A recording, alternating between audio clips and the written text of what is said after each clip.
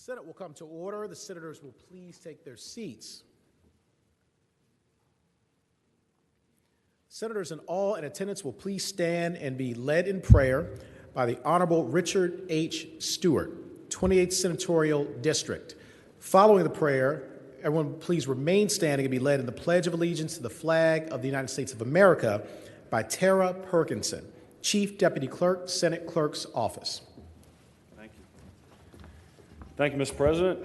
Good morning, good afternoon. Would you all please bow your heads?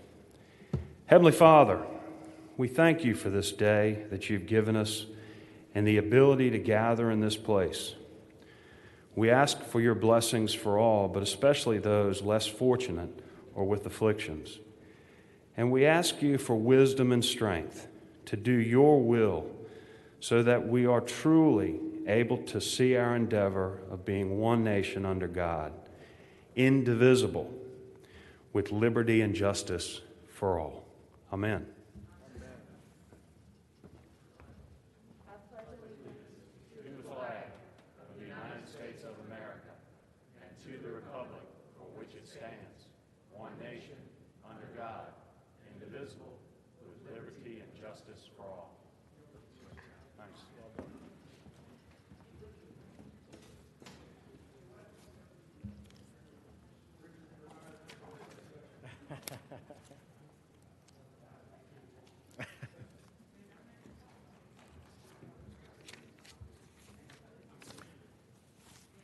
Senator from James City County, Senator Norman.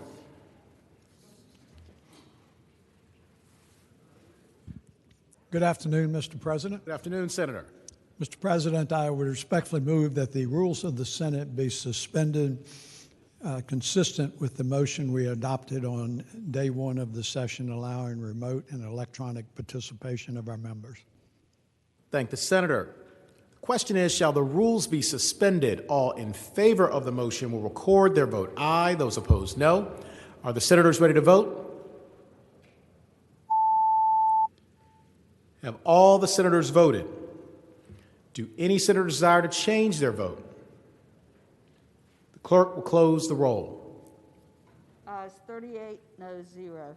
Ayes 38, no 0. The rules are suspended.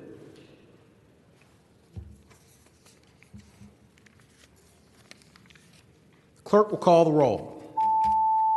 All those in attendance will please record their vote aye. Clerk. Senator Vogel votes aye. The clerk will close the roll. We have a quorum, Mr. President. Thank you, Madam Clerk. Senator from Spotsylvania, Senator Reeves, moves that the reading of the journal be waived. All in favor of waiving the reading of the journal will record their vote aye. Those opposed, no. Are the senators ready to vote? Have all the senators voted? Do any senators desire to change their vote? Senator Vogel, how do you vote? Senator Vogel votes aye. The clerk will close the roll. Ayes 35, noes 3. Ayes 35, noes 3. The reading of the journal is waived. The clerk will report any communication from the House of Delegates. We do not have any, sir. We have one, Susan. Oh, sorry. We just got one? Okay. We do have one. The senior senator from Fairfax, Senator Sasslaw.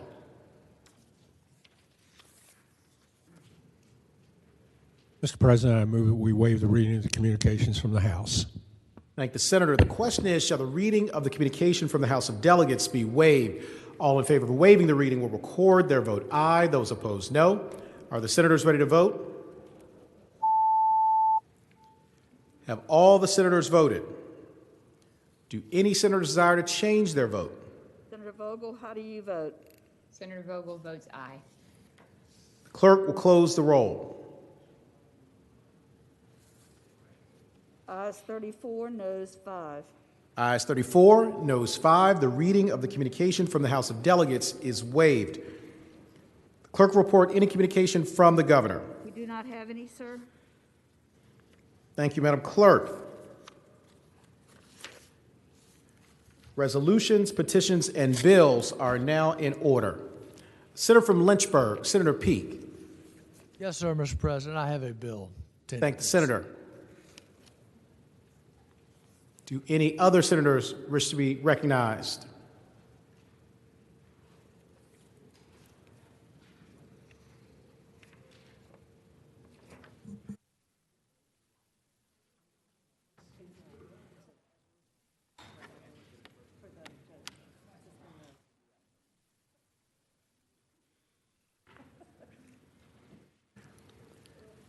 Senator from Roanoke City, Senator Edwards.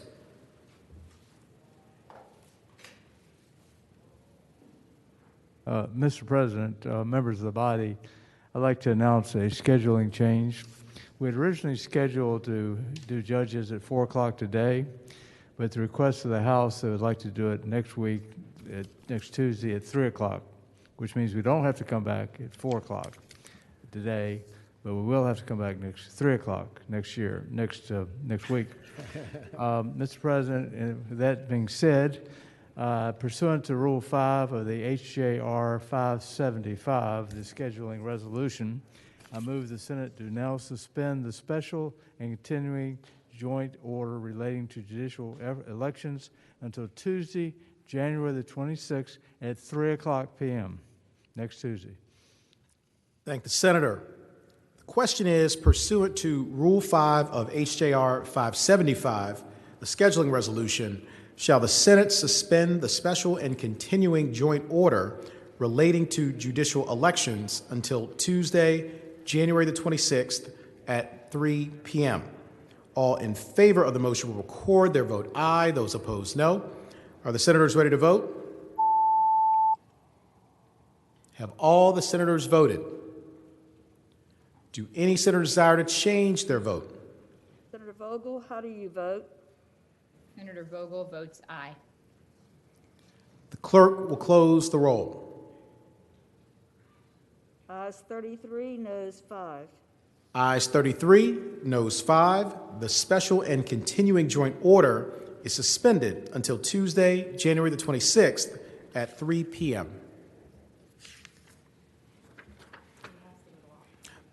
Chair recognizes the senator from Hampton, Senator Locke.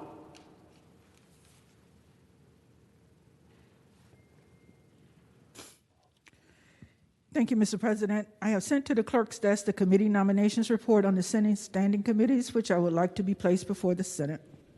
Thank the senator. The clerk will read the report. 2021 Senate Standing Committees. Education and Health. Senators Lucas, Saslaw, Howe, Newman, Locke, Barker, Peterson, Cosgrove, Lewis, Donovan, Suderline, Peake, Edwards, Hashmi, and Pillion. Judiciary Committee. Senators Edwards, Saslaw, Norman, Lucas, Obenshain, McDougall, Stewart, Stanley, Deeds, Peterson, Saraville, McClellan, Boysko, Morrissey, and Peake. Local Government. Senators Lewis, Hanger, Stanley, Favola, DeStuff, Donovan, McPike, Howell, Spruill, Morrissey, Pillion, Bell, Hashmi, Kiggins, and Reeves. Privileges and Elections.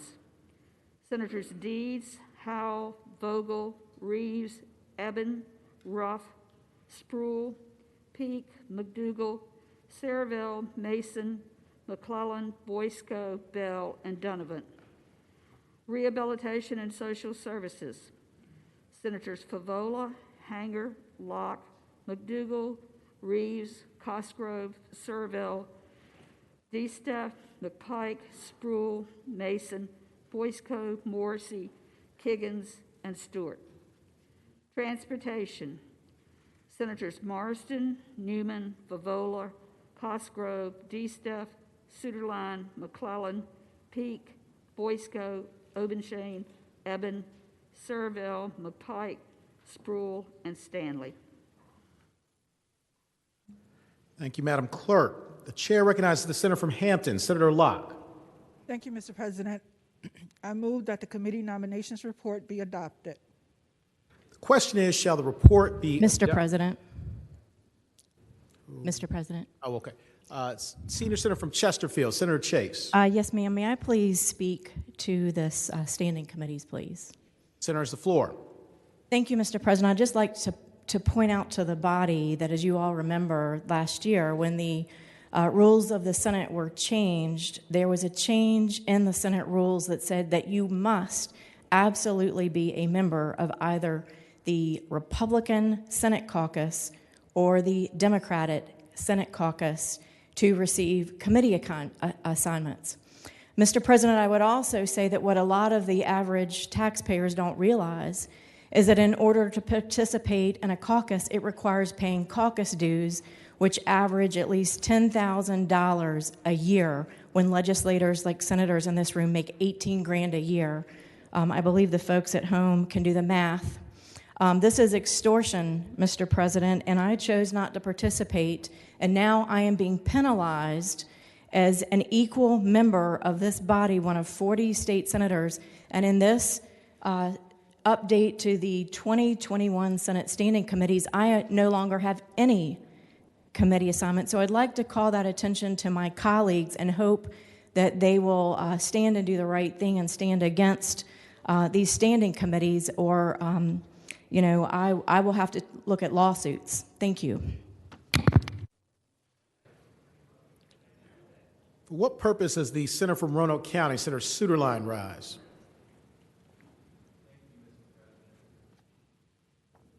Thank you, Mr. President. This was certainly not something I anticipated when I woke up this morning. Mr. President, I was going to ask a question of the chair of the Rules Committee. The senator from Chesterfield's comments sort of preempt that. I think that, so I'll just speak to the motion. Senator has the floor. Thank you, Mr. President.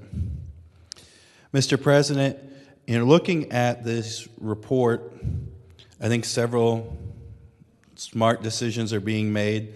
I'm very happy to see a dentist going on education and health, happy to see a former member of the Judiciary Committee who's also a well-respected attorney in the western half of the Commonwealth go back onto that committee. Very happy to see a distinguished member joining privileges on elections. Think that the rehabilitation social services makes a lot of sense. I'm not thrilled to see the senator from Franklin joining transportation, but that's okay. But the position on local government strikes me in a serious way as not making sense, because each of the other committees are ones that were previously served on by the senator from Russell. And I think it's very important that those seats be filled, and I thought that it was wise to put our dentist member, who's also from Southwest Virginia, on education and health, and I understand the idea to then remove him from another committee so that there's some balance there. But this local government decision is not a wise decision, and it's not because of who's going on it. The senator from Spotsylvania going on that is quite all right, but the fact that a senator is being removed from it. But what makes it all the more perplexing to speak, as I was anticipating about to speak and asking a question, was the comments from the senator from Chesterfield in her own defense are not accurate. I will just say, because basically called the whole body into question, and I'm going to vote. I was trying to figure out how I'm going to vote on this thing, where I agree with 5 of the decisions of the 6, even for you, Senator Stanley. And that puts me in an awkward situation. But with the senator from Chesterfield basically suggesting something that was so untrue about the body, I just want to correct that and point out, one, I didn't pay any caucus dues last year, and I don't think anyone on the Republican side did. So, that was quite all right with me. I didn't mind not paying the dues. Also, there's no requirement in the rules that you be a member of either caucus. I voted against the package last year because I thought that what was done on the committees was not right. I thought it went way too out of balance.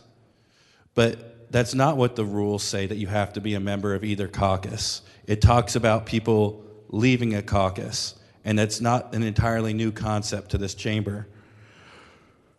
But I would also point out, since it's been brought up, that the senator from Chesterfield did not pay caucus dues for multiple years when she was a member of the Republican caucus, and she was still in the caucus and her committee assignments weren't affected.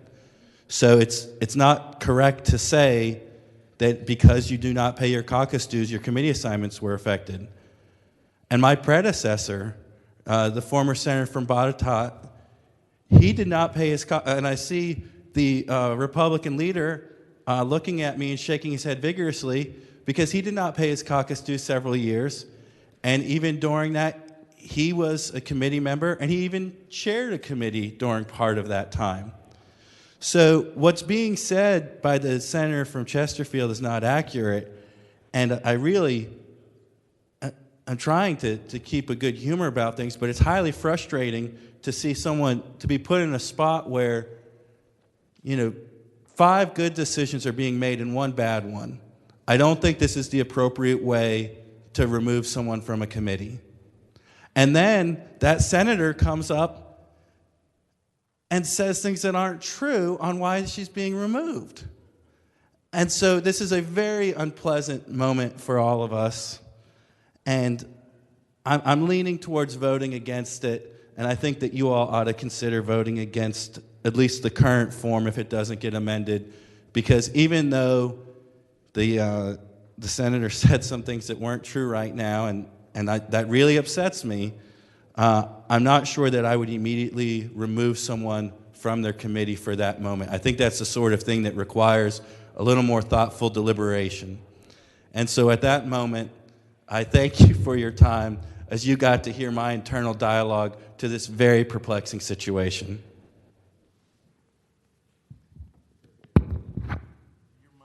What purpose is the senator from James City County, Senator Norman, rise? Thank you, Mr. President. I rise to speak regarding the motion that's before the body, sir. Senator has the floor. Mr. President, to be succinct, I associate myself with the comments that I think were very appropriately and eloquently made by the senator from Roanoke County.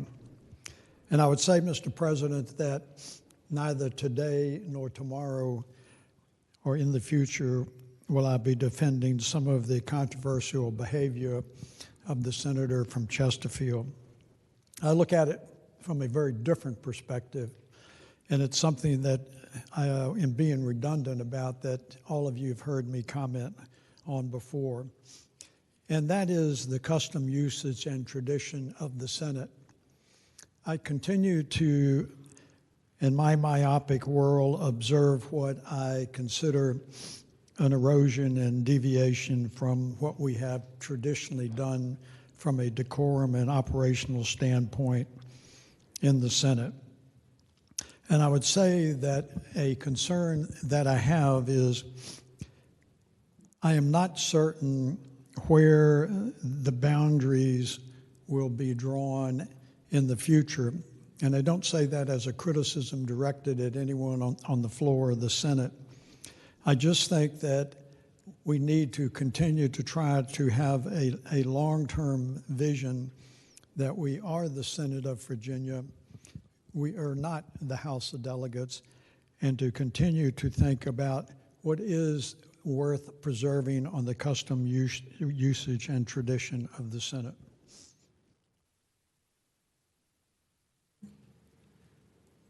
What purpose is the senior senator from Chesapeake, Senator Cosgrove, rise? Speak very briefly to the resolution. Senator's the floor. All I have to say is to the gentlelady from Hampton, praise Jesus, I am not on P&E. Thank you.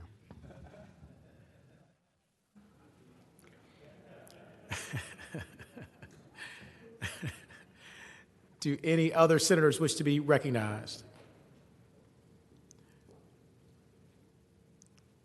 The senior senator from Chesterfield, Senator Chase. Thank you, Mr. President. I would like to rise to speak in defense of some of the comments that were made. Senators, the floor.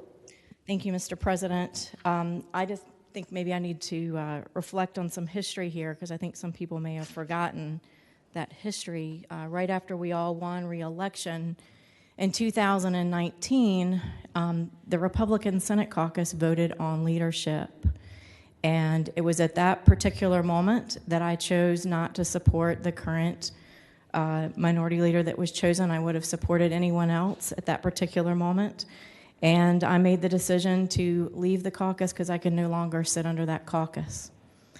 It was within that week that the rules of the Senate were changed, and they were changed, I believe, because of direct actions that I had taken to leave the Republican Senate caucus.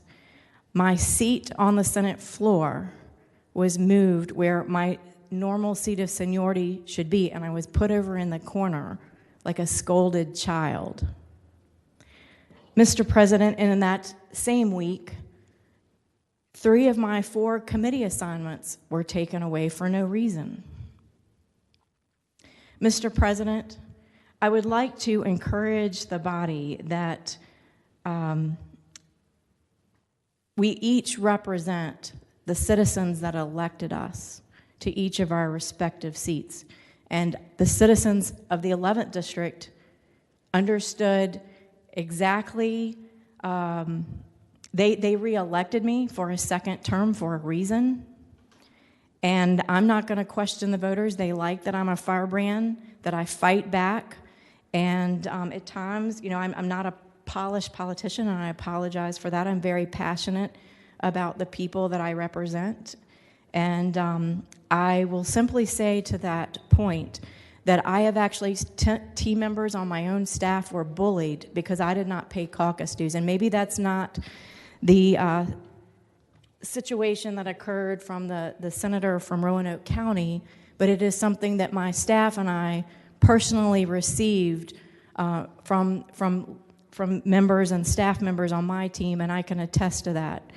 I simply want to just stop here and say, regardless of how you feel about me as a state senator or not, is I do represent the 11th District, representing Chesterfield, Colonial Heights, and Amelia, and I am very disturbed that you are going to take a sitting senator who is duly elected and remove them from all of their committee assignments.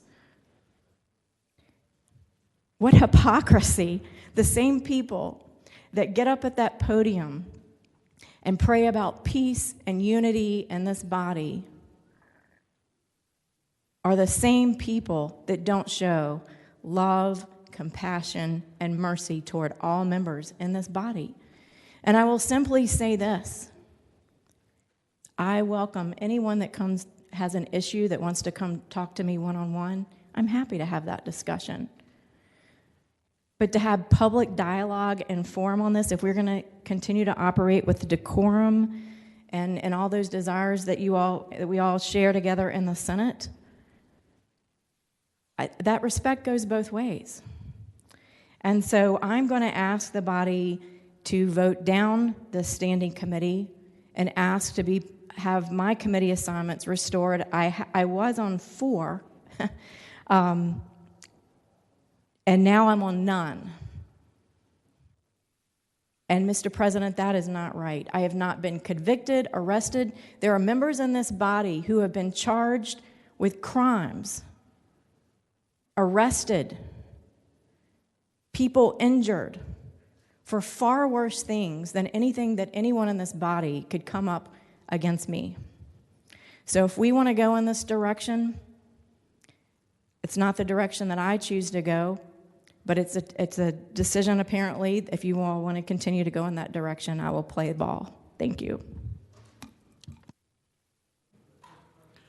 What purpose does the senator from James City County, Senator Norman, rise? Mr. President, if we could take a 7-minute recess and the Senate Republican caucus would gather in the hallway, please. Without objection, the Senate will stand in recess for 7 minutes.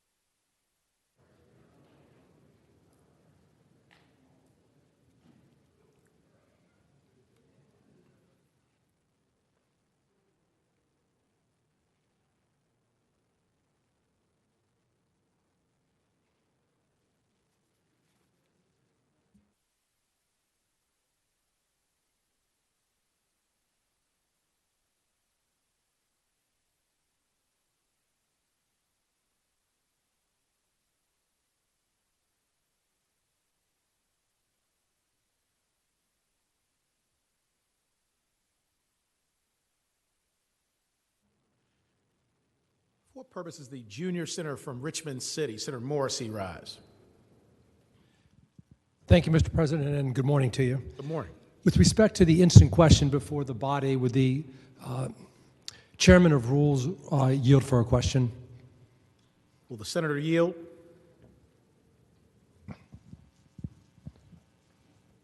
I yield. Senator yields. You have the floor. Thank you, Mr. President. During the previous debate, before we took a break for caucus meeting, a statement was made that unless you're a member of the Republican Party or Democratic Party, you could not be on a committee. That would preclude somebody who was a member, an independent, or a member of the Green Party, et cetera, from being on a committee. Could you just address the that particular statement, the veracity of that statement, please? Senator has the floor. Thank you, Mr. President. I believe the rule states that if you are not a member of the Republican caucus or the Senate or the Democratic caucus, you may not serve on a committee, if I am correct. Further question? No further questions. Thank you, Mr. President. I hope it's not. What purpose is Senator from Bedford, Senator Newman, rise? Mr. President, speak to the motion. Senator has the floor. Mr. President, a couple of points. Mr. President, I think the rules of the Senate matter greatly. And this week and next week, we're going to talk a lot about the rules of the Senate. First, to the gentleman from Richmond City, I have a different view of the rules from what was just said. I believe that a member can sit on committees if they're not a member of a political party. The rules of the Senate say in 820A that they may, and that if you are elected from the Green Party or other parties, you still may serve on committees. Mr. President, also to the rules, if you look at Senate Rule on page 13, 820A, third paragraph, that section also could not be more clear. It is what some of us refer to as the Potts Amendment. What a day that was when this came about. Mr. President, what it says is, should any senator during his term of office cease to be a member of the political party of which he was a member at the time of his election, and there's a big word, or the caucus of such party, either by self-declaration or through other conduct, he or she shall be deemed thereby to have forfeited all the committee memberships to which they have elected. Mr. President, if you decide to leave your caucus, you move into the may category. Mr. President, I think that rule is pretty clear, and I think that the senator from Chesterfield certainly did declare that she was going to leave. Mr. President, there's something else, and it's bigger than a senator from any location. Mr. President, if you look at the current makeup of the Senate standing committees, without a resolution, Republicans, conservatives are going to be dramatically outvoted on the floor. And you may like it or you may not like it, but that's not the two-party system. The fact is that the Rules Committee chairman was asked to please come forward with a resolution. We didn't know anything about the small adjustment that we've been talking about lately, but this resolution is critical. I have such great friendship with my senators from the other party I have here, but I have tremendous disagreements on some policy matters. And having balance or near balance on the committees are critical. Mr. President, I think that having a representative in education and health that bring us somewhat closer is critical, and this resolution brings that. Judiciary, having the senator from Lynchburg is critical. And so while I understand that the senator from Chesterfield does not like the resolution, I understand, I believe that that decision was probably made last year under the self-declaration, but the fact is no senator, in my opinion, is more important than the ability to have balance on the committees, which actually started yesterday, and we need to get forward with that. Mr. President, for that reason, I plan to support the resolution. Thank the senator For what purpose is the senator from Eastern Fairfax? Senator Surville rise. Speaking of the resolution briefly. Senator has the floor.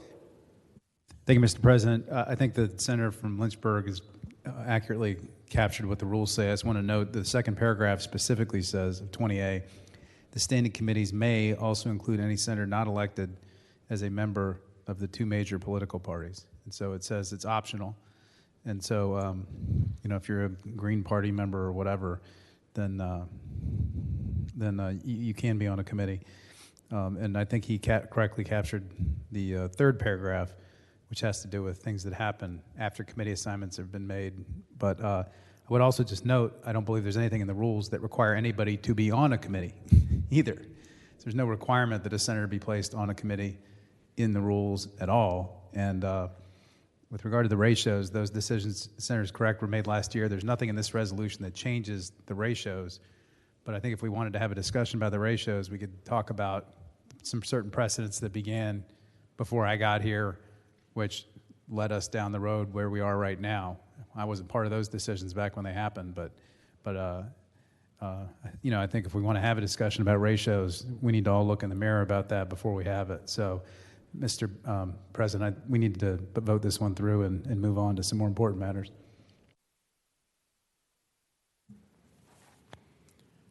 Thank the senator. Do any other senators wish to be recognized?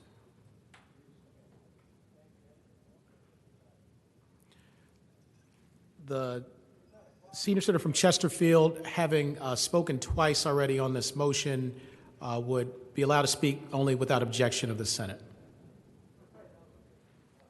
Senior senator from Chesterfield, Senator Chase. Thank you, Mr. President. I appreciate you recognizing me to speak. I simply want to make one final comment. The rules of the Senate were changed in 2019, right after each of us was reelected to our seat, self-included. That was at the point in which you all adopted what you all call the Potts Amendment. I believe was the Chase Amendment, made and created specifically for me because of the timing.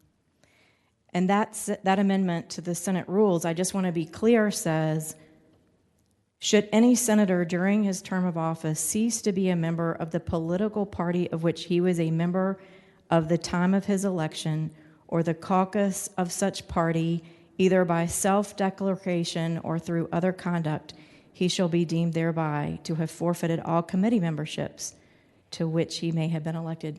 Mr. President, I'd just like to remind the folks at home that are watching, this rule was made immediately after I left the Senate caucus, the Republican Senate caucus. And by the way, I am still a Republican. I just chose to not caucus with the other Republican caucus because I disagreed with the direction the party was going. Nothing personal, but there were some significant policy decisions that were being made that I could no longer sit under that leadership, and there's nothing personal in that decision. I'm still a Republican. I'm still seeking the Republican nomination for governor, and I honestly believe this is nothing more than political targeting by someone who's the front runner in the Republican nomination for governor, and that there are those in this room that maybe don't like the people's choice for governor. Thank you, Mr. President. For what purpose is the senator from Rockingham, Senator Obenshain, rise? To the chagrin of my seatmate sitting in front of me, I rise to speak to the motion. Senator, has the floor. You know, I've made a couple of comments about the maturity of members of this body. I understand that this is something that gives the senator from Chesterfield an opportunity to rise and say things over and over and over again that she has said repeatedly. But the fact that you say them over and over and over again does not make them true. And they are not. The senator from Botetourt very clearly articulated exactly what happened with respect to dues. Both parties ask their members to pay dues. They pay it or they don't. The senator from Chesterfield was never asked to leave our caucus. The senator from Chesterfield, I would remind her, stood up in a caucus meeting when we were indeed talking about our leadership and said, I'm going to leave your caucus. And Senator from Hanover popped up and said, whoa, whoa, whoa, whoa, don't do that. You don't understand what that means. You lose all seniority and you lose seats on every committee, to which was met with wide eyes and surprise. That rule has been around, and you don't need to shake your head, but that rule has been around since then Senator Potts ran for governor. And I remember the animated debate on the floor and in caucus in which the senator from James City County and I think almost came to blows over the adoption of that change to the rules. That rule has been around. And saying that it was all about the senator from Chesterfield, which we know a lot of things are, don't make it true. And it ain't.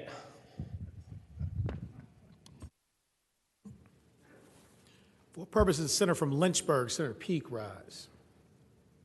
Thank you, Mr. President. I rise to speak to the motion. Senator, has the floor. Thank you, Mr. President. I had not planned to speak like many of my colleagues. I did not have any input whatsoever into this decision by the Rules Committee. To my knowledge, I don't think my Republican colleagues had any input to this decision by the Rules Committee. But I'll tell you, I think everybody here knows, as an elected official, when you run to represent a district and you run to represent the people, your obligation is to represent those people. Now, if you want to represent yourself, you can make decisions to represent yourself. The senator from Chesterfield, at that caucus meeting, which we don't talk about, which she showed up at and said, I'm going to withdraw. She told me that because I don't like the people who are going to be elected. I said, well, we didn't have a choice. No one else announced that they were going to run. If you did not want those people to be your elected officials, why in the world did you not tell me or contact me or announce that you were going to challenge them or encourage someone to challenge them? Instead, she said she sent an email to the leaders asking them to resign, and believe it or not, shockingly, they chose not to resign since there was no opposition to them. And then after being advised exactly what would happen to her, that she would lose her committee assignments if she withdrew from the party, she then knowingly and willingly withdrew from the party. And that allows her to go out into the public and say, look at me. I fight the establishment. I'm not a part of the good old boy network. Look at me. I fight the good old boys. That's a decision that she made. And then when she goes on and makes statements and comments to the public that are not representative of the Republican caucus, that support her ambitions for higher office, those are decisions that she makes in pursuit of her personal goals.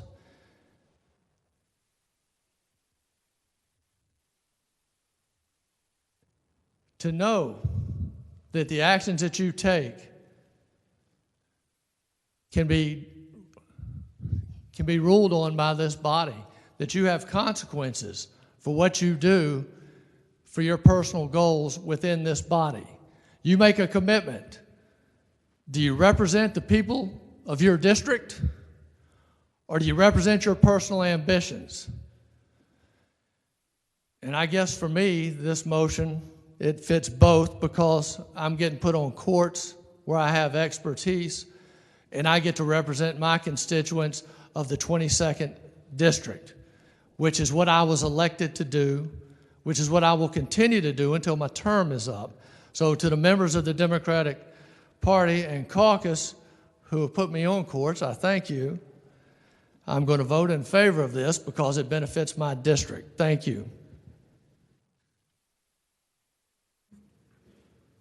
For what purpose does the senator from Accomack, Senator Lewis, rise? Mr. Chairman, speaking briefly to the resolution. Senator has the floor.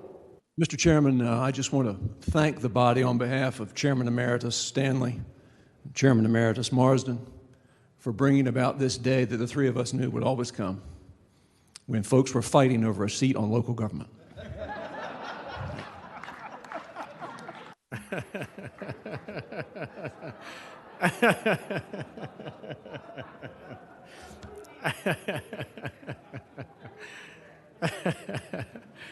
Thank the senator.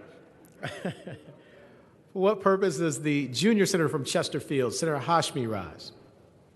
Thank you, Mr. President. I just respectfully remind the members of this body that there are indeed 2 senators from Chesterfield, and I ask that the record reflect that any time members refer to the senator from Chesterfield, that we add the language senator from the senior senator from Chesterfield. Thank you, Mr. President.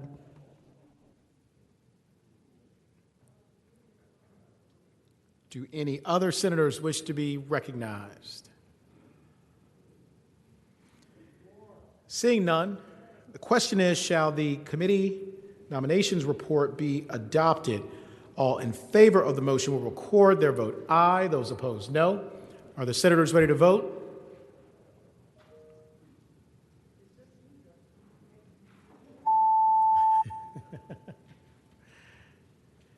Have all the senators voted? Do any senators desire to change their vote?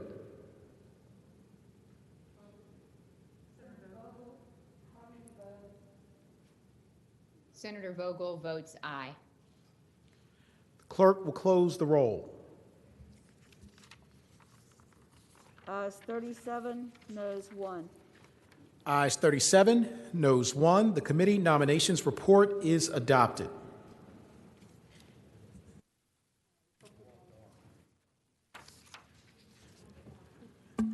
Clerk will call the calendar. Senate calendar for Tuesday, January 19, 2021. Uncontested calendar. Senate bills on third reading. Senate Bill 1110, a bill relating to property duties of real estate settlement agents.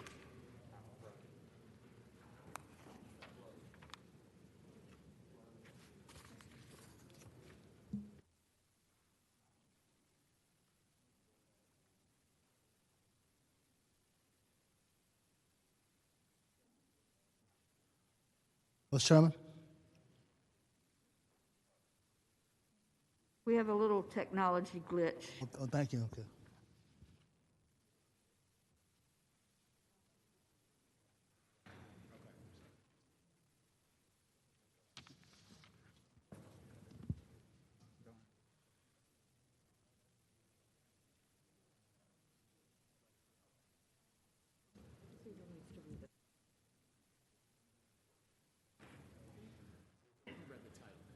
I read it.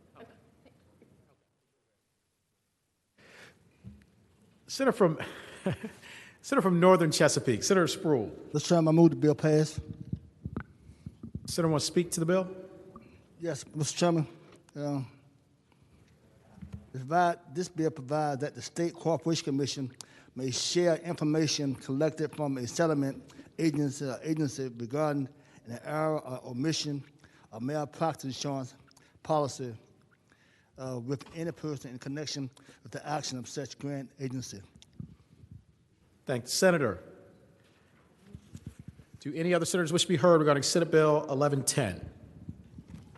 Seeing none, the question is, shall Senate Bill 1110 pass? All in favor of the motion will record their vote aye. Those opposed, no. Are the senators ready to vote?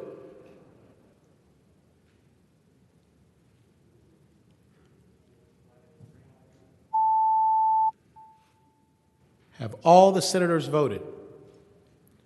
Do any senator desire to change their vote?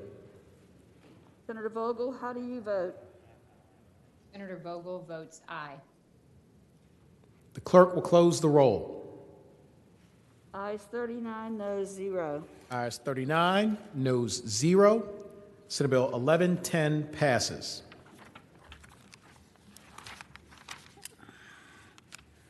Senate Bill 1175, a bill relating to Brunswick County School Board appointed school board salaries. Senator from Mecklenburg, Senator Ruff.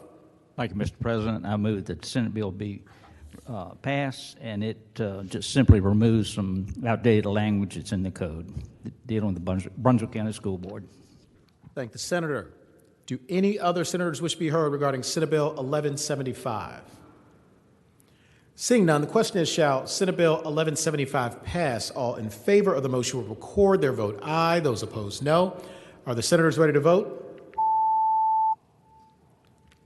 Have all the senators voted? Do any senators desire to change their vote? Senator Vogel, how do you vote? Senator Vogel votes aye. Clerk will close the roll.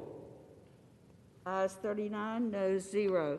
Ayes 39, noes 0. Senate Bill 1175 passes. Regular calendar, Senate Bill on third reading. Senate Bill 1132, a bill relating to public schools, severe weather conditions, and other emergency situations, unscheduled remote learning days. Senator from Roanoke County, Senator Suderline. Thank you, Mr. President. I move that the Senate pass Senate Bill 1132. And speaking to that motion, Senator has the floor. Thank you, Mr. President. Senate Bill 1132 provides for an opportunity for when a jurisdiction's had multiple bad breaks, be it weather, a water main break, basically anything that's unanticipated closure of school, that they can use a remote learning option. It's capped at 10 days, and this is something that would be envisioned to being used, for example, when a water main breaks, or more. That's where in my district it came up recently, or when in the mountains we have snow for several days on end. This is not something to make the first one go away. So I hope it will be the pleasure of the body to pass the bill. Thank the senator. For what purpose is Senator from Alexandria, Senator Eben rise? If the senator would yield for a question. Will the senator yield? Yes. Senator yields. You have the floor. I would ask the senator, when, aside from a pandemic, why would these remote makeup days need to be scheduled as remote days rather than in-person learning days if we're not in a pandemic at that time? Senator has the floor. Mr. President, I'm happy to answer the senator from Alexandria. I was getting in the wrap-up queue earlier for speaking too long, so I'll try to keep this very brief. But this would not be related to a situation like we're currently in some school jurisdictions. It would not be related to we are not going to do school in person for the next several weeks. Instead, we are going to use remote learning. This is for unscheduled days. For example, the water main break I gave, or out in my area when we have several days of snow. We had 2 years ago where in Roanoke County, I believe we had less days in school than were actual school days.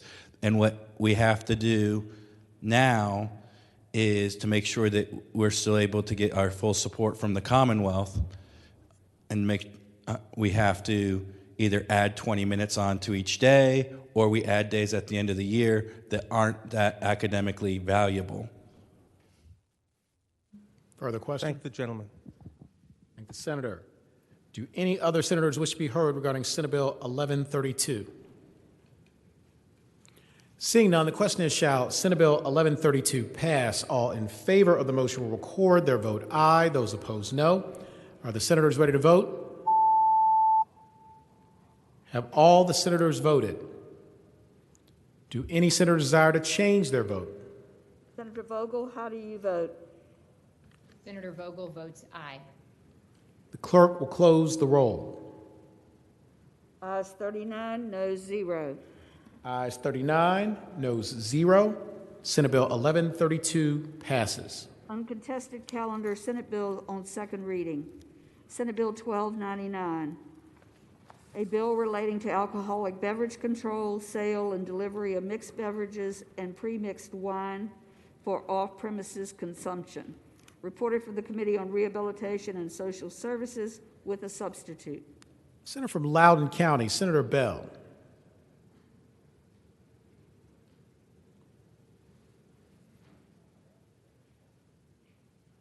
Mr. President, move the committee substitute.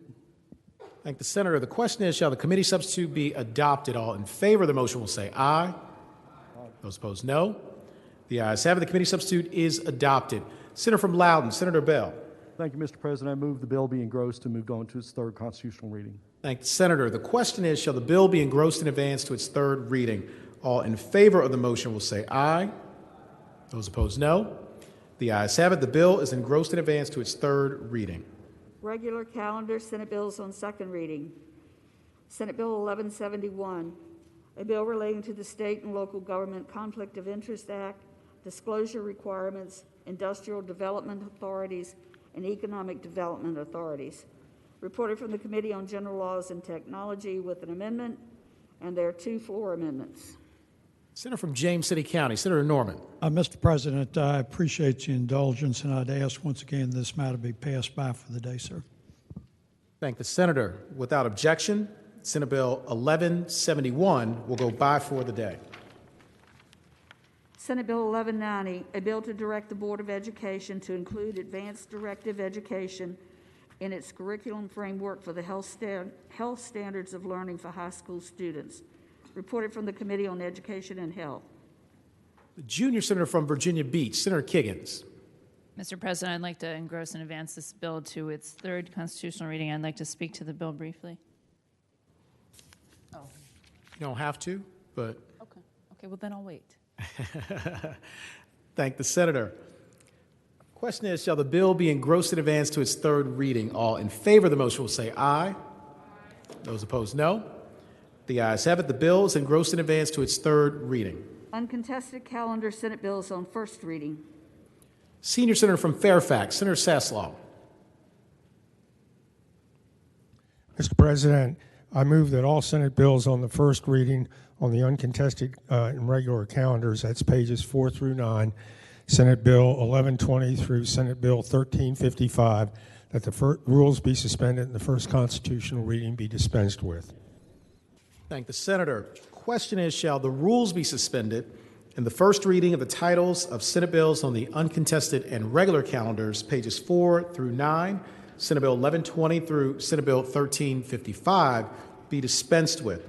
All in favor of the motion will record their vote aye. Those opposed, no. Are the senators ready to vote? Have all the senators voted? Do any senators desire to change their vote? Senator Vogel, how do you vote? Senator Vogel votes aye.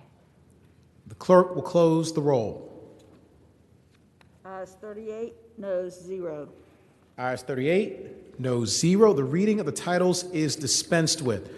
The senior senator from Fairfax, Senator Saslaw. Mr. President, I now move that those bills go by for the day. Thank the senator. The question is, shall the Senate bills on the uncontested and regular calendars, now on second reading, go by for the day? All in favor of the motion will say aye. Those opposed, no. The ayes have it. The bills will go by for the day. Senior senator from Fairfax, Senator Saslaw. Mr. President, I inquire of the clerk, does that complete today's calendar? Yes, sir. Thank you, Madam Clerk. Is there any other business to come before the Senate? For what purpose does the senator from Fairfax City, Senator Peterson, rise? Mr. President, rise for an announcement. Senator, has the floor. Mr. President, the Senate Ag Committee will meet 45 minutes after adjournment, so I have time to propose a couple bills in P&E 45 minutes after adjournment. Thank the senator. For what purpose does the senator from Roanoke County, Senator Suderline, rise? Mr. President, I'd like to make a brief point of personal privilege. Senator, is the floor. Thank you, Mr. President. This Saturday that just passed was a significant anniversary here in the Commonwealth because it was the anniversary of when the Virginia legislature passed the Virginia Statute on Religious Freedom. And when you go down Shockoe Slip, you can read portions of it there. And I always enjoy getting to see that and the just how significant it is. Sometimes we forget that the First Amendment's origins here in the Commonwealth and the right to religious speech and, more importantly, religious conviction and to live according to those convictions. And when we talk about it, it's often mentioned as part of Thomas Jefferson's legacy, and we all tend to think of Thomas Jefferson as an amazing politician, so presumably he wrote that up and got it passed and it went into law. But we all know that's not the way that things usually work for each of us, especially not anything that substantial. He proposed that several years before it was actually adopted in 1786. It was almost a full decade before. And he met with little success in the legislature. And the only reason, likely, that we were able to get it passed when we did, as the Virginians, is because Patrick Henry pushed for a means of dedicated revenue streams for the Church of England. And he sought to essentially tax Virginians to support a church that a lot of Virginians, especially in my part of the Commonwealth, did not adhere to. A lot of them were Baptist, and they did not want to be giving their tax dollars to another church. And Thomas Jefferson and Madison realized that this tax revolt was probably the greatest time that you were ever going to have folks believing in religious liberty because they didn't want to have to pay for someone else's. And they wisely did it, and they put it in, and 9 years after Jefferson originally wrote it, it finally passed in 1786. And we celebrate it now, and a few years ago on its anniversary, Delegate Adams had legislation to commemorate that event. I'm not aware of a resolution this year, but I did not want it to pass on this 200th, on this anniversary of what we did in 1786 by our predecessors. And it's very important that we remember both the sentiments of it, but just how it came to be and how important legislation like that so often takes a decade to pass. Thank you, Mr. President. Thank the senator. For what purpose is Senator from Henrico? Senator Donovan, rise. Mr. President, I rise for a point of personal privilege. Senator, has the floor. Thank you, Mr. President. I am going to share with the Senate today some of my expertise of outside of the Senate as a physician. And I wanted to talk to you today as we begin this session and we look back on what's happened over the last year and the last month.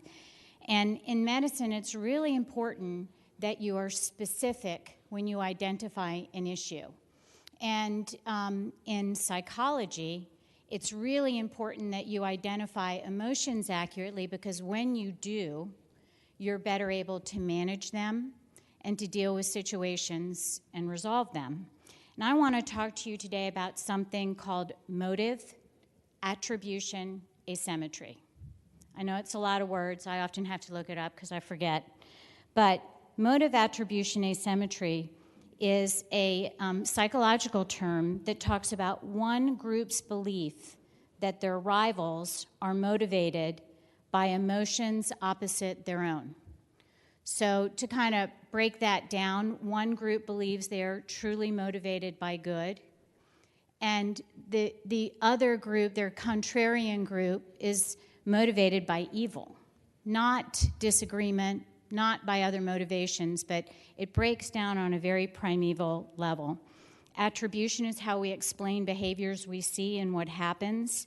So motive attribution asymmetry. And this is really, really important as the research is done. Dr. Young from Boston College, who's done a lot of expert research on this, says it's interesting to see that people can be blind to the source of behavior on the other side.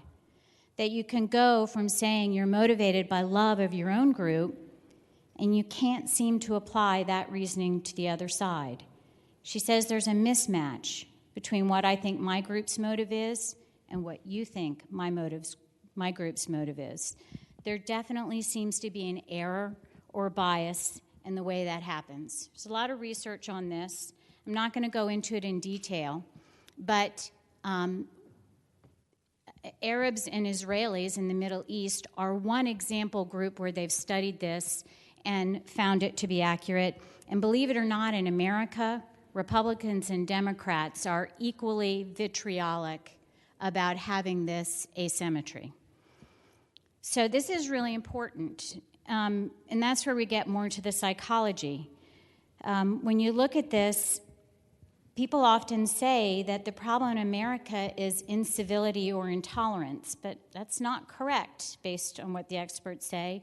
Motive attribution asymmetry leads to something worse: contempt. Contempt is important because it creates a sense of rejection, which actually creates a biochemistry in your bloodstream of adrenaline and cortisol, which are the stress hormones. And they actually, I always tell my kids, don't get stressed before a test. Relax once you've studied, because if you go dump that cortisol and that adrenaline, you can't think. You can't come up with the answer on your test. And that's what's happening in America as we discuss issues. And maybe that's part of the problem, is that we're not discussing issues, because the solution for motive attribution asymmetry is not less disagreement, it's more. It's disagreement and discussion, because competition is good. Disagreement helps us innovate, improve, and find the truth. One proposed intervention for this is correcting misperceptions of opposing partisans and encouraging people to engage in cross-party interactions. E.L. Finkel from Science observes, these differences exist more in people's heads than in reality. There's a whole lot of common ground, but Americans struggle to see it. Finkel offers that simply reminding people of what they have in common reduces out-party hate. A related idea is to instill intellectual humility, such as by asking people to explain policy difference at a mechanistic level, not an ideological or emotional, but at a mechanistic level.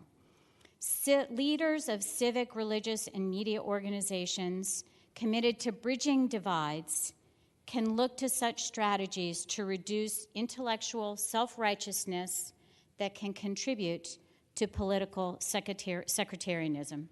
Well, you know what I'm saying. I didn't pronounce it right. So guys, listen. I'm here to say this starts with us. We all know each other. We are all so proud of the relationships we use in the Senate to accomplish great things for Virginia with dignity. So I think we have to challenge ourselves for that intellectual humility, ask each other what we really mean, and I think this is a foundation. I'm going to use this word again. I'm going to bring it back up, because when we can identify when we're going off track, I think we can fix it, and it has to start somewhere. It's probably not going to start on Facebook, but it might start here. So I just wanted to take a moment, Mr. President, and make those comments. Thank you. Thank the Senator. For what purpose is Senator from James City County, Senator Norman, rise? Mr. President, truly a very brief point of personal privilege. Senator, it's the floor. Mr. President, I listened with interest the basis for continuing the special and continuing order on judicial elections today. Having been in a similar position in eons ago when our side was in a majority party, I understand the importance of making a constructive effort to get along with our partisan colleagues in the other body. I would just say, Mr. President, was less than amusing to me today to think that we were going to come back to 4 o'clock today, because that is when the House decided that they wanted to conduct their sessions. And I would just hope as we're going forward that our leadership would at least try to work on an equal basis with the House of Delegates and let them adjust to our schedule on at least some occasions. Thank you, Mr. President. Thank the Senator. For what purpose is the senior senator from Virginia Beach, Senator D. Staff, rise? Mr. President, I rise for a point of personal privilege. Senator, has the floor. Mr. President, I've chosen again to forego my spotlight on the parole board's ongoing release of cold-blooded killers, rapists, and dangerous child sexual predators, as well as other violent criminals across the Commonwealth. Yesterday, as you recall, I spoke about the administration's abysmal rollout of the vaccine. Well, this morning, Richmond's ABC news station, WRIC, reported that data shows that Virginia ranks in the bottom 5% of all states at getting the shots into the arms. That's second from last. Back in Hampton Roads, NBC's Wavy Channel 10 reported yesterday that the Peninsula city managers are sharing their frustrations over the lack of COVID-19 vaccine availability in the region. According to current data on VDH's website, current weekend administration of the vaccine is on average just about 2,745 doses a day across the Commonwealth. There seems to be no urgency whatsoever in getting Virginians inoculated from the governor or his administration, Mr. President. In a recent email response to Virginia Beach's mayor's office, the governor's spokesman acknowledged that communications between the administration and local leadership in my district needs to improve on both ends.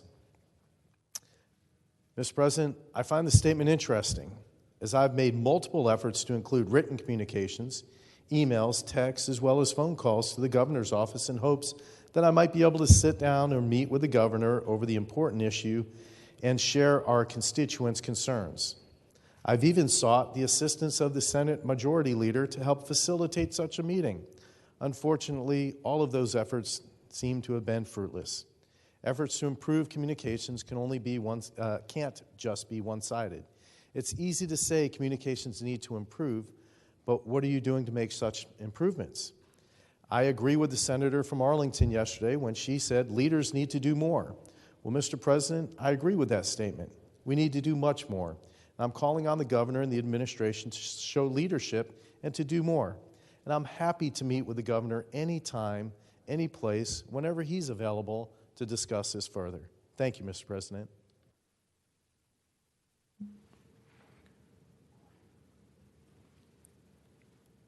For what purpose does the senior senator from Fairfax, Senator Sasslaw, rise?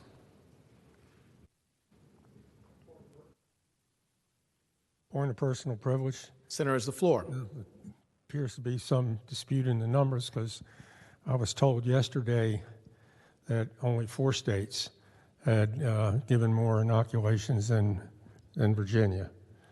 But that's not why I got up.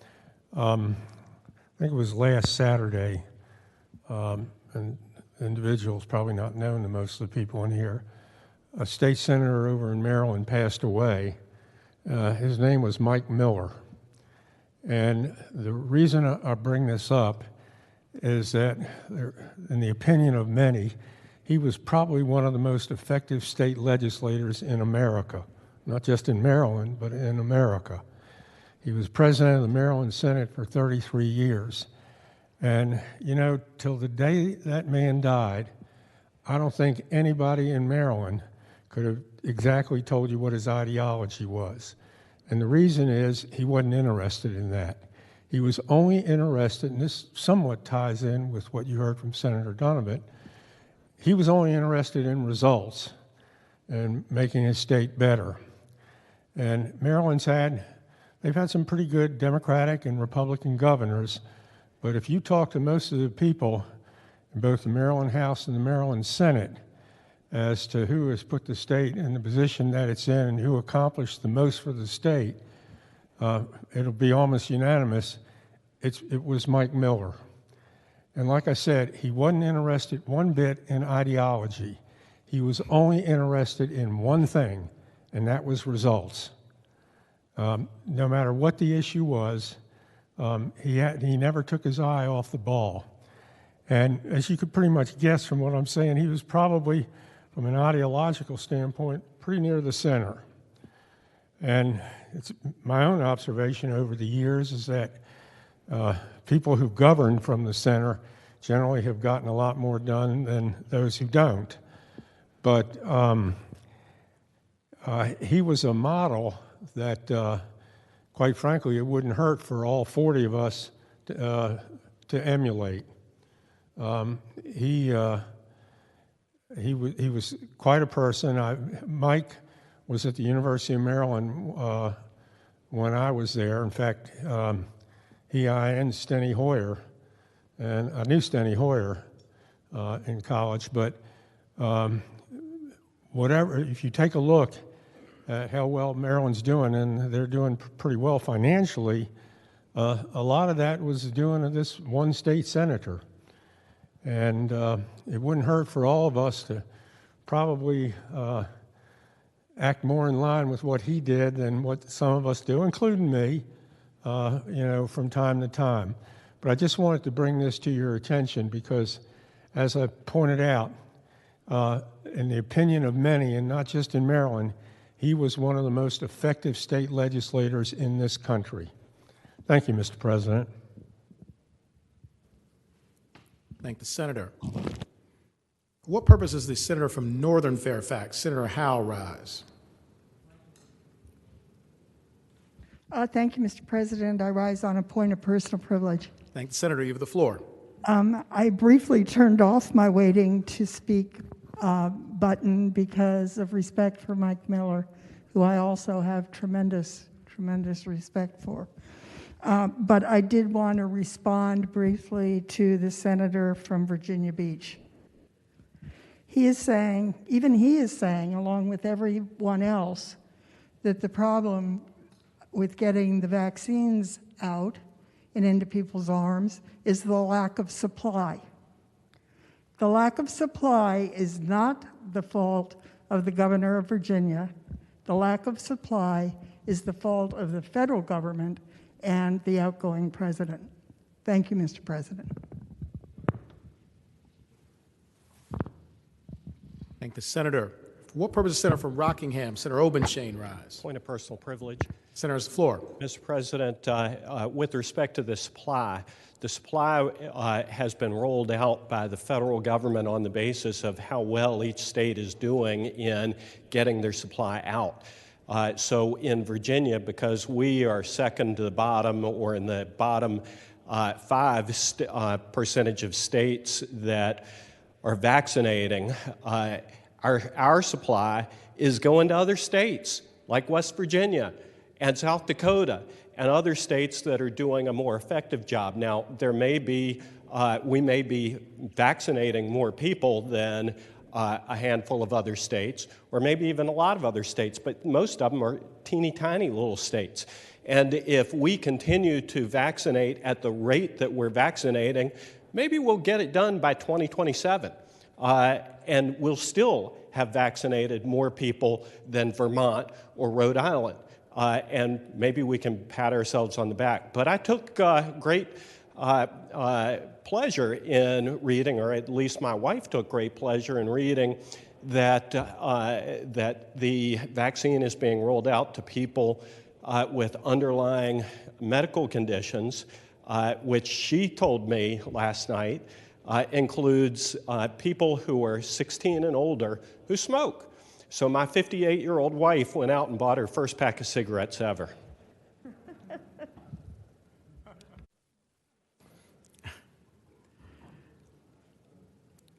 Do any other senators wish to be recognized? Seeing none, the clerk will report any announcements on the desk. Today, Tuesday, January 19th, on behalf of Senator Howe, Chair of Finance and Appropriations, please review your budget amendment request. The electronic version was emailed to members this morning. All edits are due to Senate Finance and Appropriations Committee staff by 5 p.m. today. The Committee on Privileges and Elections will meet 15 minutes after adjournment, West Committee Room, Science Museum. The Committee on Agriculture, Conservation, and Natural Resources will meet 45 minutes after adjournment in the East Committee Room of the Science Museum. The Education and Health Subcommittee on Health will meet at 4 p.m. Senate Chamber at the Science Museum. Senators Lewis, Saslaw, Barker, Donovan, and Sugarline. Tomorrow, Wednesday, January the 20th, the Finance and Appropriations Subcommittee on Public Safety will meet at 7:30 a.m. West Committee Room at the Science Museum. Senators Lucas, Norman, Ruff, Edwards, Peterson, Marsden, and Eben.